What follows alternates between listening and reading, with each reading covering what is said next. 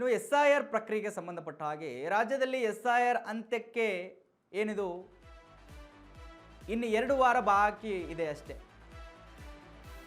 SIR ಪ್ರಕ್ರಿಯೆ ಅಂತಿಮ ಆಗೋದಕ್ಕೆ ರಾಜ್ಯದಲ್ಲಿ SIR ಅಂತ್ಯಕ್ಕೆ ಇನ್ನು 2 ವಾರ ಬಾಕಿ ಇದೆ. ರಾಜ್ಯಾದ್ಯಂತ 45 ಲಕ್ಷ ಮತದಾರರ ಹೆಸರು ನಾಪತ್ತೆ ಆಗಿರತಕ್ಕಂಥದ್ದು. ಬೆಂಗಳೂರಿನಲ್ಲಿ ಟ್ರೇಸ್ ಆಗ್ತಾ ಇಲ್ಲ 24 ಲಕ್ಷ ಮತದಾರರು.